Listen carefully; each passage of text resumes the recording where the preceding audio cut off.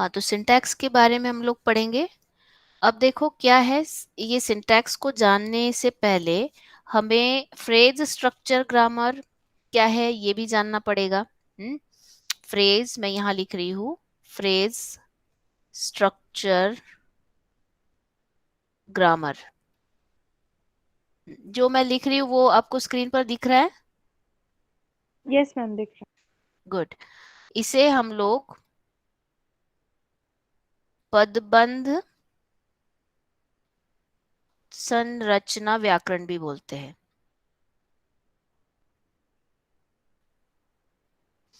अब देखो ये फ्रेज स्ट्रक्चर ग्रामर तो हमें पढ़ना है, पर इसके पहले हमें सिंटैक्स को अच्छे से पढ़ने के लिए कुछ बेसिक, जिसे बोलते हैं कि टर्म्स के बारे में भी हमें पढ़ना पड़ेगा या जानना पड़ेगा।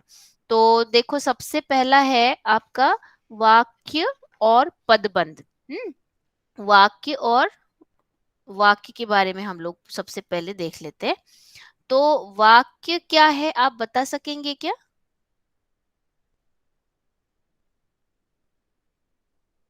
मैम, शब्दों के समूह से वाक्य सा, बनता है। बहुत अच्छा, शब्दों के समूह से वाक्य बनता है। शब्दों के समूह से वाक्य बनता है, मैंने ऐसे लिखा जो आपने लिखा है, ठीक है। अब शब्द के समूह से तो बनता है, पर मैं ये बोल सकती हूँ क्या कि पदबंधों के समूहों से भी बनता है, मतलब उसमें वाक्य में फ्रेजेस भी होती है। हम्म।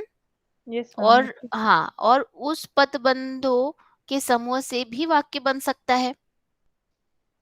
Yes ma'am. हाँ, और दूसरा एक है कि जैसे हम तो शब्दों के समूह से वाक्य बनता है, एक बात हो गई।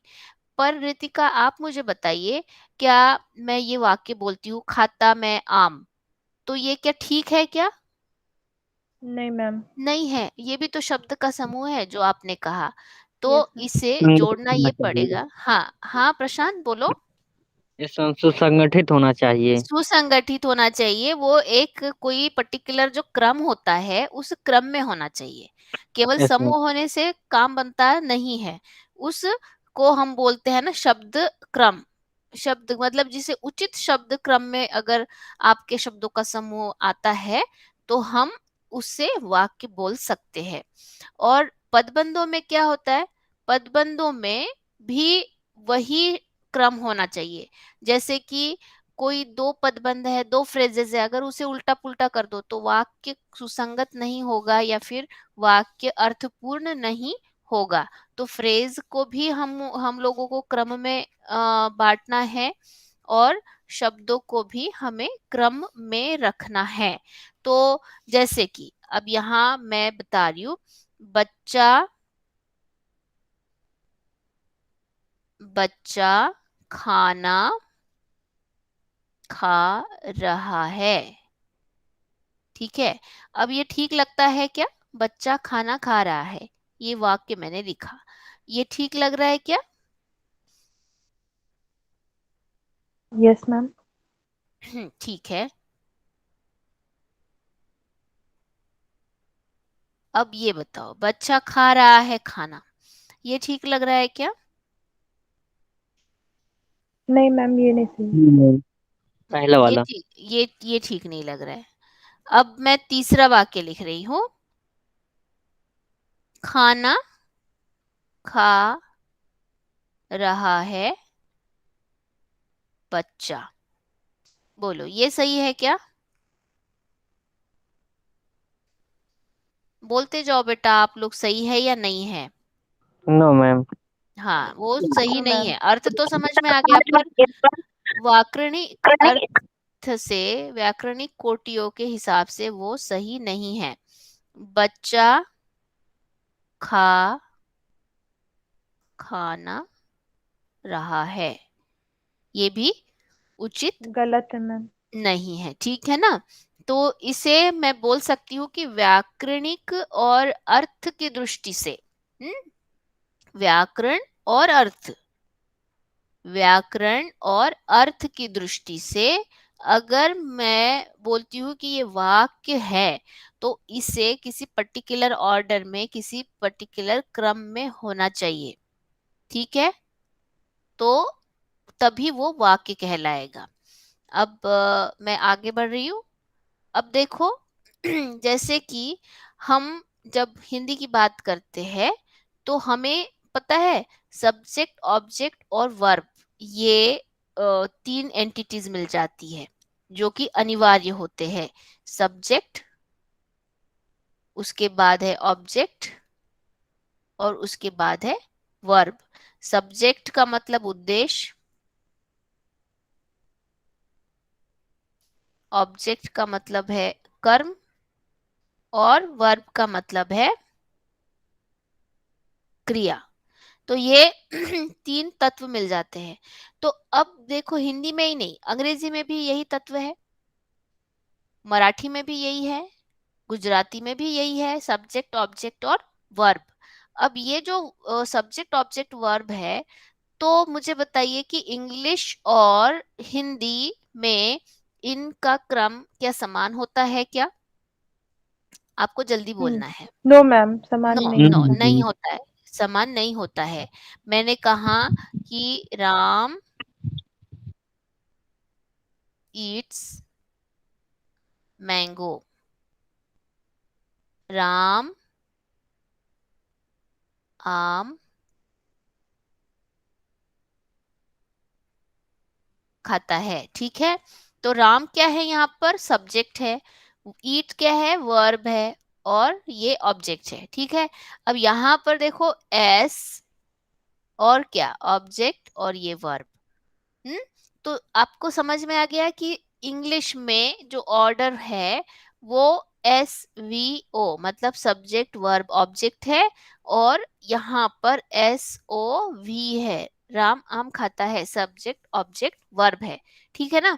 तो इसी तरीके से कई जो भाषाएं हैं उन भाषाओं में ऐसे क्रम को इसका क्रम बदलता रहता है, क्रम बदलता रहता है। जैसे SVO इंग्लिश है, SOV हिंदी है, मराठी में भी SOV है, कुछ जो होते हैं वो SVO भी होते हैं। फिर उसके बाद में OSV भी रह सकते हैं, OVS भी रह सकते हैं। आ रही बात ध्यान में? तो इसे, ये जो क्रम है, ये क्रम पूरे विश्व की जितनी भी भाषाएं हैं, पूरे विश्व में जितनी भी भाषाएं बनी है या फिर हाँ बोली जाती है, उसमें यही क्रम पाए जाते हैं। और एक और रह गया VOS, ठीक है। तो कुल मिलाकर कितने क्रम हैं पूरे विश्व की भाषाओं के? अगर हम सब्जेक्ट ऑब्जेक्ट वर्ब के क्रम के हिसाब से देखा जाए तो कितने क्रम बनते हैं टोटल? कुल मिलाकर कितने क्रम 4, बनेंगे? 4 वर्ड। 4 मिले? फोर। 4? क्यों भाई 4 क्यों? देखो मैंने स्क्रीन पर खुद लिखा है, आंसर लिखा हुआ है, आप बोल रहे हैं सिक्स। 4। 6 हाँ, है मैम, सिक्स। 6। 6 यस बनते हैं, मैम। ठीक है ना, 6 बनते हैं। तो जैसे अब देखो, पिताजी किताब लाए हैं, ठीक है। पिताजी किताब लाए हैं, ये अगर वाक्य में लिखती हूँ तो उसमें पिताजी क्या है? सब्जेक्ट है, किताब क्या है? ऑब्जेक्ट है, और लाए है क्या है? वर्ब है। तो ये किताब, पिताजी किताब लाए हैं, ये कौन सी ऑर्डर का सेंटेंस हो गया?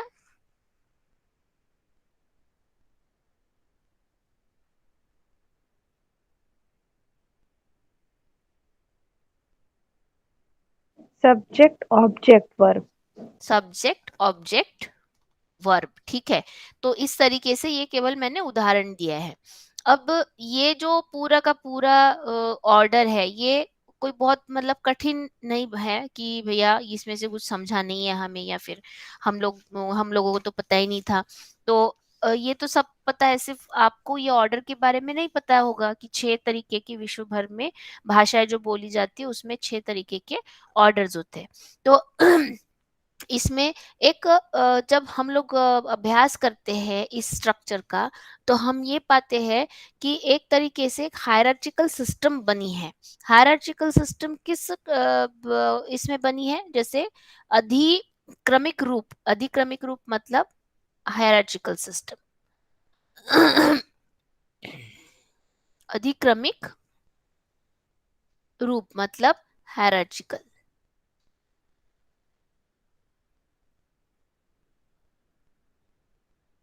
हायरार्चिकल सिस्टम। अब ये अधिक्रमिक सिस्टम कैसे बनी है? ये सिस्टम इस तरीके से बनी है कि सबसे पहले देखिए मैं लिखती हूँ वाक्य। वाक्य मतलब सबसे बड़ी इकाई होती है। फिर वाक्य में होते हैं वाक्य के संघटक। वाक्य के संघटक होते हैं पदबंध। और पदबंध के संघटक होते हैं, क्या हो सकते हैं बताइए?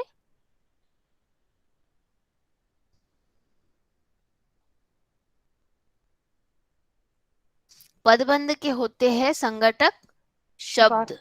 शब्द। शब्द बेटा, शब्द, यस क्योंकि मैम। शब्दों से पदबंध बनता है, पदबंधों से वाक्य बनता है। वाक्य और बनता है। फिर शब्द, मुझे अब बताओ कि शब्द के क्या होंगे? शब्द के जो मैम संघटक है, स्वर और व्यंजन। स्वर और व्यंजन नहीं, रूपीम। यस रूपीम, मैम, रूपीम। Yes, yes ma'am. मॉर्फ्स। ठीक है मॉर्फ। ना? शब्दों के मॉर्फ होते हैं, जैसे कि मैं यहाँ पर लिख रही हूँ लिखना। मैंने क्या लिखा यहाँ पर? देखो, लिखना। मैंने क्या लिखा? लिखा। लिखावट। लिखने वाला। लेखक। लेखनी। देखा क्या है? अब ये इतने सारे शब्द है, पर जो रूपीम है, लिख, ये इसका क्या है? लिख। ये रूपीम है। क्या है? ये मॉर्फ है। आ रही बात समझ में? तो शब्द कैसे बनते हैं? शब्द फॉर्मेशन या वर्ड फॉर्मेशन कैसे होता है? मॉर्फ से या फिर रूपी से। लिखना, लेखक, लिखा, लेखनी, लिखावट, लिखने वाला, इत्यादि इत्यादि, ये सारे शब्द है। पर ये किससे बने हुए हैं? जैसे पदबंध शब्दों से बना है, वाक्य पदबंधों से बना है, वैसे ही रूपीम से शब्द बने हैं। आ रही बात ध्यान में? Yes ma'am. हाँ प्रशांत, हाँ। आपने हाँ नहीं बोला बेटा। हाँ, दोनों हाँ बोलेंगे तो ठीक है। हाँ चलो, तो अब ये हो गया। इस तरीके की एक क्या हो रहा है? हायरार्चिकल सिस्टम बन रही है। और वाक्य की जो इकाई है वो पदबंध, पदबंध की जो इकाई है या फिर पदबंध जिससे बनता है वो आपका है शब्द, और शब्द बनते हैं आपके रूपीम से, मतलब मॉर्फ से। मॉर्फ बोलेंगे हम लोग उसे। तो जब ये संरचना वाक्य में, एक पदबंध जो होता है वो कुछ नियमों के आधार पर बनता है। अब वाक्य किससे बन रहा है? पदबंधों से। ठीक है, मैं यहाँ लिख रही हूँ फ्रेज। तो ये जब फ्रेज में कैसे, मतलब फ्रेजेस को कैसे हम लोग अरेंज करेंगे या कैसे हम लोग स्ट्रक्चर करेंगे, तो इसके कुछ नियम होते हैं। वाक्य में जो फ्रेजेस है, तो उन फ्रेजेस को हम कैसे अरेंज करेंगे, कैसे लिखेंगे, उसको उसके नियम होते हैं। तो वो जो नियम बनते हैं, वो बनते हैं और उसे कहते हैं phrase structure rule. Phrase structure rule. तो देखो, जब ये पहले क्या कहा मैंने कि भैया आपका जो वाक्य है वो कैसे बन रहा है? पदबंधों से बन रहा है। तो पदबंध को कैसे लिखना चाहिए, कैसे अरेंज करना चाहिए, तो उसकी संरचना कैसे होनी चाहिए, इसलिए हम लोग फ्रेज स्ट्रक्चर रूल बना रहे हैं। तो फ्रेज स्ट्रक्चर रूल का अभ्यास हमें करना है। फ्रेज स्ट्रक्चर रूल का अभ्यास करना है। पर अब क्या होता है कि जैसे ओवरऑल स्ट्रक्चर से हमें 6 प्रकार के भाषाएं मिल गई। एक सब्जेक्ट ऑब्जेक्ट वर्ब है, ऑब्जेक्ट सब्जेक्ट वर्ब है, ऑब्जेक्ट वर्ब सब्जेक्ट है, इत्यादि इत्यादि। ये जो है, ये 6 प्रकार के हमें मिल गए। पर अब क्या हो रहा है यहाँ पर कि पदबंधों का जो क्रम है या फिर उसकी जो प्रकृति है, उसके अनुसार भी हम लोग भाषा को वर्गीकृत कर सकते हैं। भाषा को वर्गीकृत हम उस आधार पर कर सकते हैं। कैसे करेंगे? देखिए, एक एक करके मैं बताती हूँ। एक सबसे पहला जो प्रकार है वो है नियत शब्द क्रम भाषा, नियत शब्द क्रम भाषा को बोलते हैं फिक्स वर्ड ऑर्डर लैंग्वेज।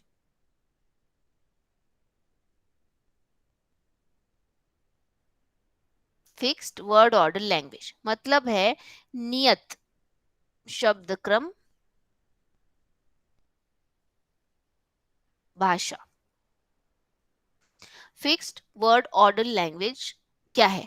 अब देखो शब्द या फिर पद या पदबंध का जो क्रम होता है उसमें होता है वो निश्चित होता है।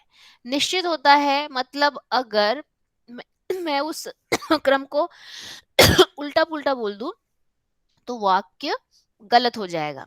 जैसे कि यहाँ पर दैट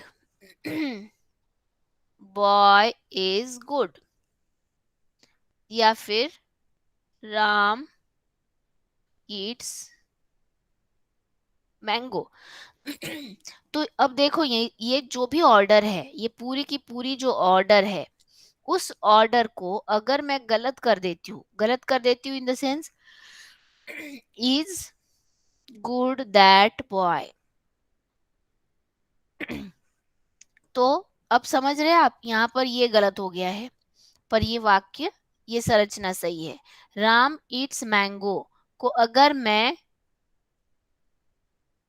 मैंगो राम ईट्स ऐसे बोलती हूँ तो होगा क्या? ठीक नहीं होगा।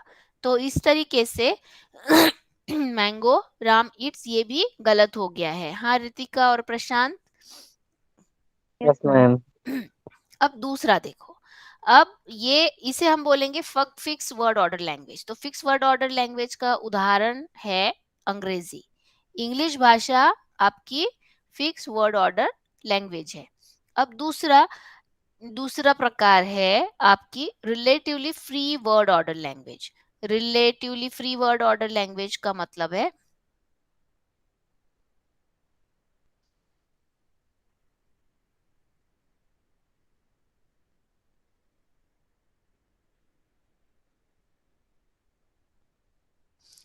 Relatively free word order language का मतलब है कि भैया जैसे अपेक्षा से वो स्वतंत्र शब्द क्रम की भाषा है।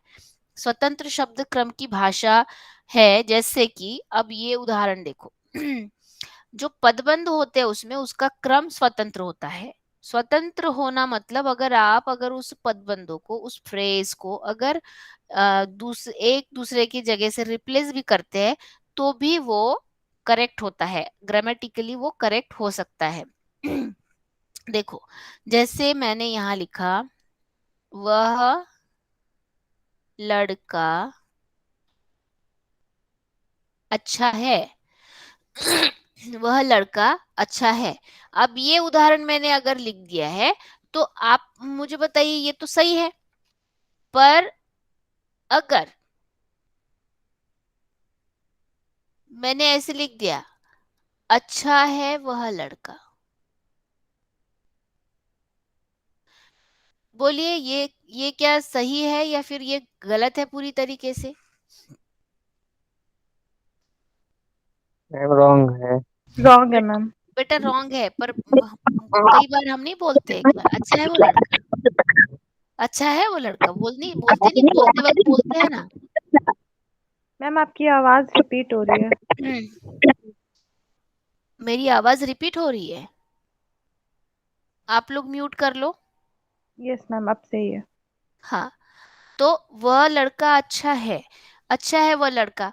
अब अगर हम लोग हिंदी में किसी को बोलेंगे वह है अच्छा, अच्छा है वो लड़का, तो को वो बोलेगा नहीं नहीं तुम क्या बकवास कर रही हो, अच्छा ठीक से बोलना भी नहीं आता, ऐसा बोलेगा कोई? हाँ बोलो। क्या मैम एक बार रिपीट कर दीजिए, सुना ही नहीं दिया। मैं ये बोल रही हूँ कि वह लड़का अच्छा है, ये तो सही है, पर यस अगर मैम। मैं अच्छा है वह लड़का ये अगर बोल दूं तो कोई आपको गलत बोलेगा क्या? मैम वैसे गलत तो है गलत ग्रामेटिकली। तो है पर बोलते वक्त वो गलत बोलेगा क्या? कई बार नहीं तो मैम नहीं मैं ही बोलेगा। खुद ऐसे ऑर्डर चेंज कर करके बोलती हूँ। मैं बोलती हूँ कि जैसे वेट कर लेते हैं थोड़ा, फिर कभी बोलती हूँ कि थोड़ा सा वेट कर लेते हैं, बोलती हूँ या नहीं? Yes ma'am.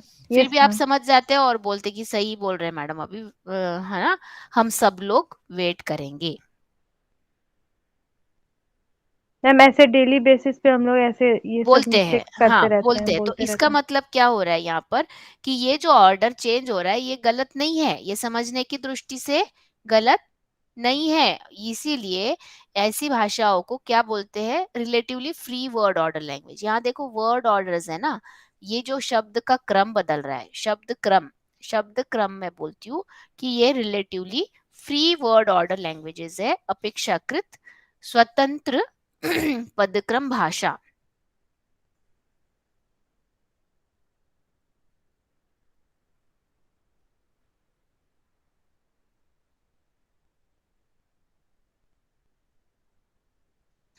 सही है।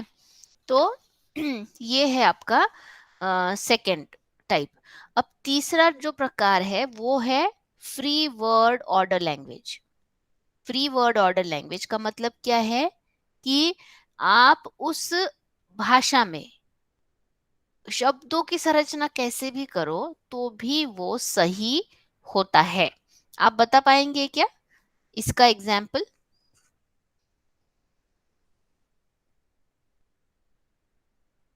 मैम शब्दों की संरचना कैसे भी हो, बस वो कैसे सही भी हो। हो तो हाँ सही होता है। जैसे अभी देखो relatively free word order language कौन सी भाषा में होता है, ऐसे मैंने खुद उदाहरण दे दिया, हिंदी।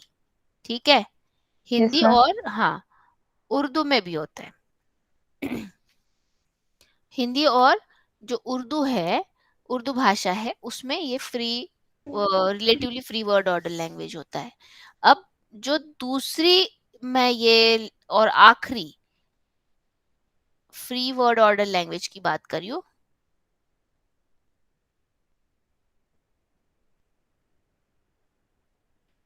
तो ये यहाँ पर आपको पता चल गया है कौन सी है?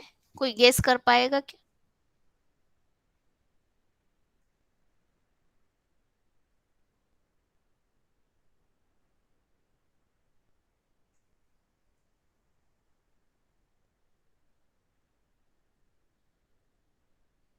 संस्कृत।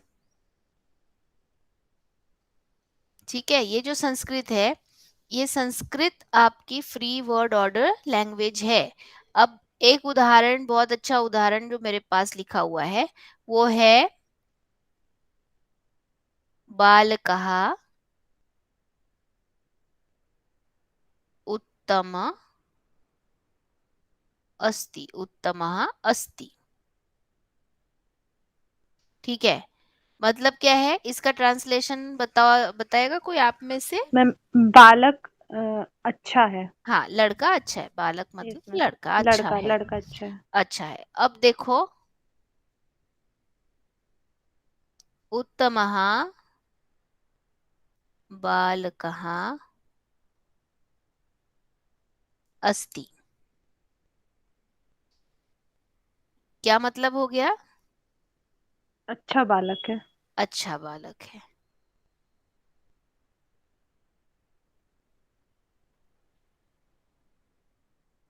अस्ति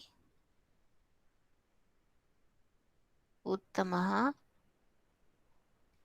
बालकः। ये देखो इसमें क्या है, क्रम तो बदल रहा है, पर जैसे तुमने बताया ना चेंज करके, वैसा नहीं है। यहाँ पर जो लड़का अच्छा है और यहाँ पर भी लड़का अच्छा है,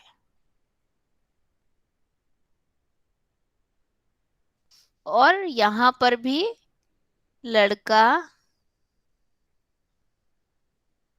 अच्छा है।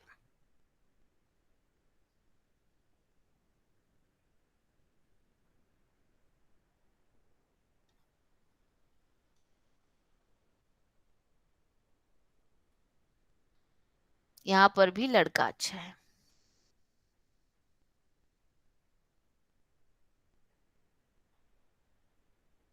हम्म, ठीक है। तो इसे हम बोलेंगे तीसरा प्रकार free word order language. Free word order language का एग्जाम्पल है संस्कृत। तो इसमें ऐसा होता है कि शब्द किसी भी प्रकार से किसी भी क्रम में अगर आप रखेंगे तो भी उस वाक्य के अर्थ में कोई परिवर्तन नहीं आता है। वाक्य के अर्थ में